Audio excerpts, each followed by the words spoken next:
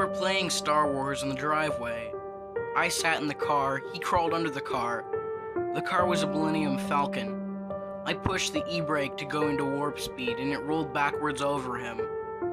I managed to jump out before it smashed into my stepdad's tool shed. I didn't even know how an e-brake worked. It was a steep driveway. It was an accident.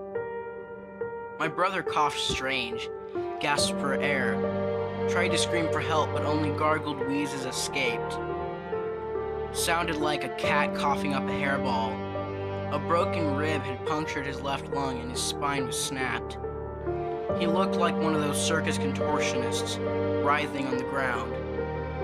He died in the hospital later that day. He was 6 years old. Mom had a severe nervous breakdown. She'd call me by my dead brother's name. When she realized I wasn't my brother, she'd scream at me like I was an axe-wielding maniac. I moved in with my biological dad after Mom attempted suicide. Dad wasn't a violent drunk, just irresponsible. He cheated on Mom countless times. He never judged me for the accident. He didn't really care for my younger brother anyways. I wasn't even his kid.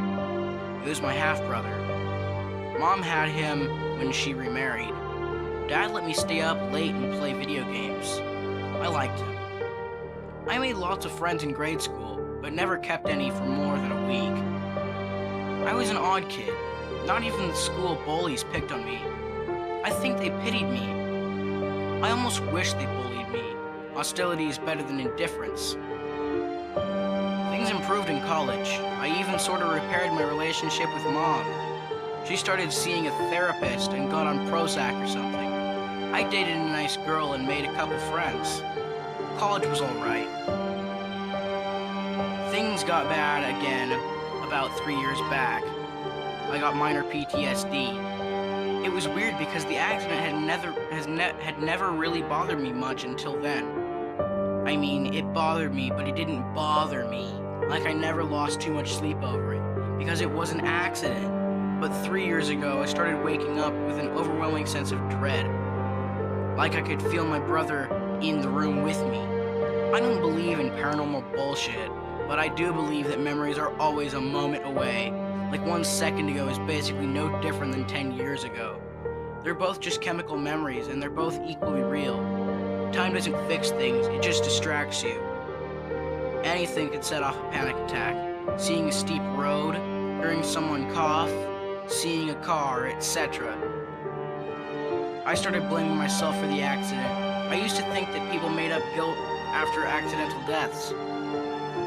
Like if you killed a cat that ran in front of your car, you pretend it was all your fault and say you felt horrible just to get pity from people. But deep down, you knew you had nothing to do with it. The cat shouldn't have ran in front of your car. I never wanted pity, so I never drowned in self-blame. Until a few years ago. I genuinely believed it was my fault. Like I should have known that pulling the e-brake would roll the car over him. I felt awful.